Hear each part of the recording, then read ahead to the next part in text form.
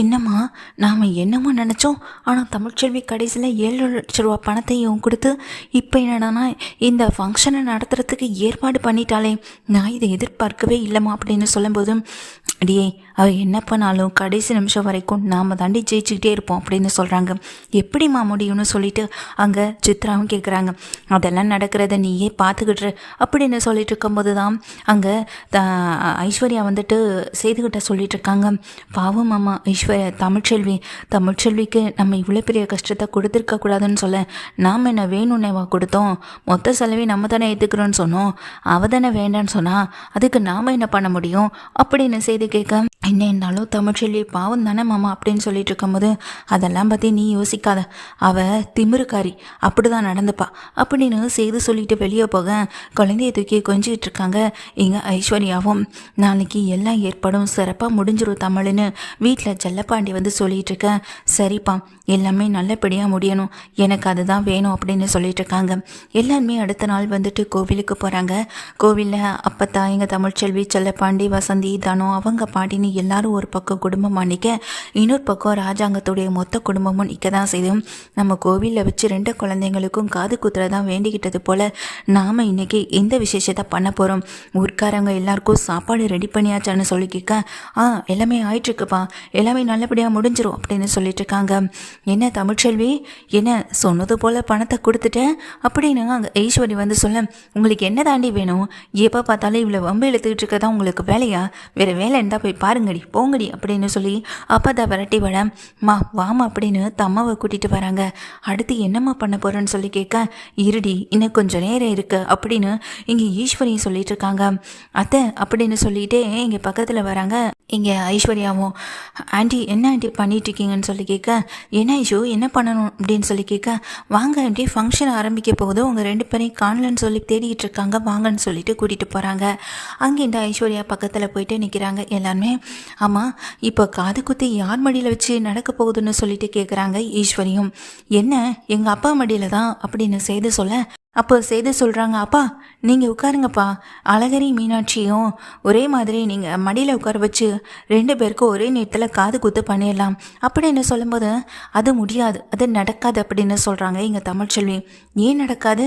இப்போ புதுசாக ஏதாவது பிரச்சனை கிளப்பிட்டு இருக்காம இரு அப்படின்னு அங்கே தமிழ்ச்செல்வியை பார்த்து செய்து சொல்லும்போது, புதுசாக நான் எதுக்கு பிரச்சனையை கிளப்பணும்? 2 பேருக்கும் ஒரே நேரத்தில் காது குத்து நடக்கணும்னு சொன்னீங்க, 2 பேருடைய காது குத்தும் ஒரே ஆள் மடியில் நடக்கணும்னு சொல்லலையே. எனக்கு மீனாட்சி எங்கள் அப்பா மடியில் உட்கார வச்சு தான் காது குத்தணும் அப்படின்னு சொல்கிறாங்க. அதெல்லாம் இங்கே நடக்காது. மீனாட்சியும் அழகருக்கும் எங்கள் அப்பா மடியில் உட்கார வச்சு தான் நான் காது குத்துவேன்னு சொல்கிறாங்க. அழகரை வேணா உங்கள் அப்பா மடியில் உட்கார வச்சு காது குத்துங்க, ஆனால் மீனாட்சி எங்கள் அப்பா மடியில் உட்கார வச்சு தான் நான் காது குத்தணும் அப்படின்னு சொல்கிறாங்க. தமிழ் இருக்கட்டும் விடு தமிழ், இங்கே ராஜாங்க ஐயாவே வேணாம் அப்படின்னு சொல்லும்போது, அப்பா இன்னைக்கு எத்தனை காலத்துக்குதுப்பா விட்டு கொடுத்து வாழ்ந்துகிட்டே இருக்க போகிறீங்க? நாம் எதுக்கு விட்டு கொடுக்கணும்? எங்கள் மீனாட்சியை நான் பெற்றவன், அப்படி இருக்கும்போது மீனாட்சிக்கு என்ன பண்ணணுன்றது எனக்கு உரிமை இருக்குல்ல. ஃபங்க்ஷன் நடத்துறதுக்கு பணத்தை தான் என்னால் கொடுக்க முடியும், அதுக்காக எல்லாத்தையும் எல்லாம் விட்டு கொடுக்க முடியாது. இங்கே பாருங்கள், இந்த ஃபங்க்ஷனில் மீனாட்சிக்கு எங்கள் அப்பா மடியில் உட்கார வச்சு தான் நான் காது குத்தை நடத்துவேன் அப்படின்னு சொல்லும்போது, அதை கேட்ட செய்து அது என்னால் ஏற்றுக்க முடியாது, அது நடக்கவும் நடக்காது அப்படின்னு சொல்கிறாங்க இங்கே சேதுவும். இப்போ எதுக்கு பிரச்சனை பண்ணிக்கிட்டுன்னு அங்கே இருக்க பூசாரியும் சீட்டு குலுக்கி போட்டு பசங்க கையாலே அதை எடுக்க வைப்போம், என்ன வருதோ அதுவே இங்கே தீர்ப்பாக இருக்கட்டும்னு சொல்லும்போது, இப்படி தான் 2 பசங்க முன்னாடியும் இதுக்கு முன்னாடி சீட்டு குலுக்கி போடுறேன், அதை பண்ணுறேன், இதை பண்ணுறேன்னு சொல்லி ஒரு குழந்தைய எங்கிட்டேருந்து பிரிச்சதை போதும், திரும்பவும் என்னுடைய முடிவுக்கு நீங்கள் மாறுதலாக என்ன பண்ணாலும் சரி, இந்த என்ன நடந்தாலும் சரி, என் பிள்ளைய எங்கள் அப்பா மடியில் உட்கார வச்சு தான் நான் காது குத்தவே வைப்பேன் அப்படின்னு தமிழ்ச்செல்வி சொல்ல, அப்பெல்லாம் நீ நினைக்கிறதெல்லாம் ஈஸியாக நடந்துடாது தமிழ்ச்செல்வி, சும்மா வீண் வம்பு படிக்காமல் இங்கே மாமா காடு மடியிலே உட்கார வச்சு காது குத்த சொல்லலாம் அப்படின்னு அங்கே ஈஸ்வரி சொல்ல, என்ன பண்ணணும்னு எனக்கு தெரியும், பெத்தவளுக்கு தெரியும்.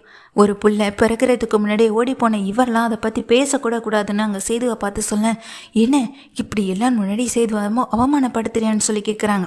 நீங்கள் எங்களை கூப்பிட்டு வச்சு இங்கே எங்கள் அப்பாவை அவமானப்படுத்தலை, அது போல தான் அப்படின்னு அங்கே தமிழ்ச்செல்வியே சொல்கிறாங்க.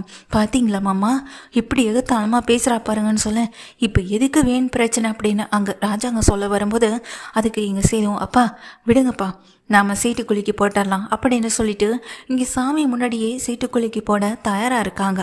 2 பேரும் ராஜாங்க மாடியிலையும் அதே போல் இங்கே செல்லப்பாண்டி மாடியிலன்னு சொல்லிட்டு 2 சீட்டு வந்துட்டு எழுதி போடுறாங்க. அப்போ தான் ஒரு குழந்தை அந்த சீட்டை எடுக்கவும் செய்து 2 குழந்தைங்களும் செல்லப்பாண்டி மடியில் தான் உட்கார வச்சு காது குத்து பண்ணணும் அப்படின்ற மாதிரி எங்கள் சீட்டில் வரவும் செய்யுது. இதை பார்த்து எங்கள் சேதுவுக்கு அதிர்ச்சியாக இருக்குது. அதுக்கு தான் நான் அப்போவே சொன்னேன், இங்கே மீனாட்சி அவங்க செல்லப்பாண்டியே மடியிலே உட்கார வச்சு காது குத்துறது நடக்கட்டும், இங்கே அழகரை ஏன் மடியில் உட்கார வச்சு காது குத்துறது நடக்கட்டும்னு நானும் நினச்சேன். பாத்தியாயா, உன்னோட கோவத்தால் இப்போ என்ன ஆச்சுன்னு பாத்தியா? இந்த கடவுளே இங்கே தீர்ப்பு கொடுத்துருச்சு. அழகரும் மீனாட்சியும் 2 பேருக்கும் காது குத்த அங்கே செல்லப்பாண்டி தான் பண்ணணும்னு சொல்லியாச்சு அப்படின்னு அங்கே ராஜாங்க சொல்லும்போது அதை கேட்ட எங்கள் தமிழ்ச்செல்வி சந்தோஷத்தோட இதை ஏற்றுக்கவும் செய்கிறாங்க. எனக்கு அது அவசியம் கிடையாது.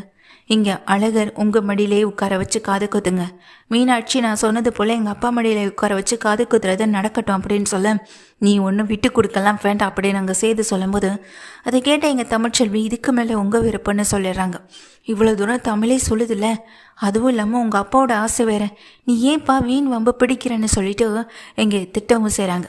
மோகனா கேள்வி கேட்டதுமே செய்து அமைதியாக இருக்க, அழகர் எங்கள் ராஜாங்க மடியிலையும் இங்கே மீனாட்சி செல்லப்பாண்டு மடியிலையும் உட்கார வச்சு காது குத்து நடக்க, என்னம்மா இது கடைசி நிமிஷம் வரைக்கும் நாம் நினச்சது மட்டும் நடக்கவே இல்லைன்னு அங்கே ஈஸ்வரியும் சித்ராவும் பேசிக்கிட்டு இருக்காங்க. நல்லபடியாக காது குத்து முடியுது. தமிழ்ச்செல்வி முகத்துலேயும் கொள்ள சந்தோஷம் இருக்க தான் செய்து. இதை பார்த்த சேதுவுக்கு தான் செம்ம டென்ஷன் ஆகுது. சேது, ஈஸ்வரி, சித்ரா 3 பேருமே பக்கத்தில் வராங்க. நீ நினச்சது நடந்துருச்சுன்னு ரொம்ப சந்தோஷத்தில் குதிக்காதன்னு சொல்ல, ஒரு பெத்தவளா ஒரு பிள்ளைக்கு என்ன பண்ணணும்னு எனக்கு தெரியும், ஏன் நீங்கள் உங்கள் பிள்ளைக்கு பண்ணதெல்லாம் மறந்துட்டீங்களா அப்படின்னு அங்கே ஈஸ்வரியை பார்த்து சொல்ல, ஈஸ்வரி தடுமாறி நிற்கிறாங்க. ஏன்னா ராஜாங்கத்தை கொலை பண்ண வந்தது இங்கே போஸுன்னு நல்லாவே தெரியும். அந்த விஷயத்தை பற்றி தான் இவ பேசுகிறான்னு புரிஞ்சுக்கிட்டு இங்கே தடுமாறி நின்று இங்கே ஈஸ்வரி, எனக்கு கொஞ்சம் வேலை இருக்குப்பா செய்து நான் போய் பார்த்துட்டு வரேன்னு அந்த இடத்த விட்டு துண்டை காணும் துணியை காணும்னு ஓடவும் செய்கிறாங்க ஈஸ்வரி.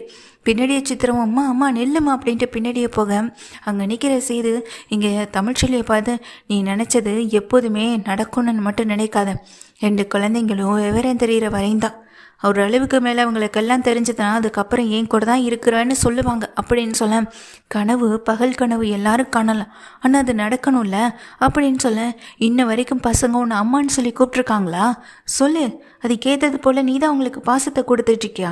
இல்லைல்ல, ஆனால் ஐஸ்வர்யா இப்போ வரைக்கும் தான் பெத்த குழந்தையாட்டம் பார்த்துக்கிட்டு இருக்கான்.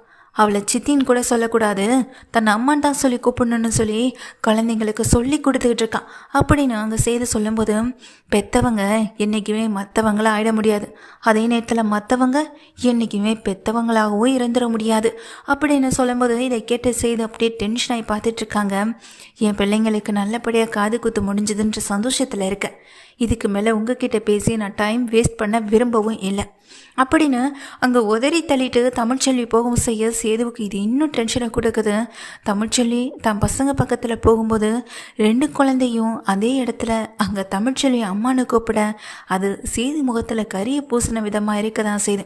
2 குழந்தையும் அம்மானு சொல்லி கட்டி பிடிக்கும்போது அது தமிழ்ச்செல்விக்கு ஆனந்த கண்ணீராக இருக்கவும் செய்து சந்தோஷத்தில் இங்கே என்ன பண்ணுறதுன்னு தெரியாமல் திகைச்சு போய் நிற்க, இது தாண்டா அம்மா பாசன்றது, இப்படிப்பட்ட அம்மா பாசம் என்றைக்குமே அம்மா கிட்டே இந்த மட்டும் தாண்டா கிடைக்கும் அப்படின்னு அப்பத்தாவும் சொல்கிறாங்க.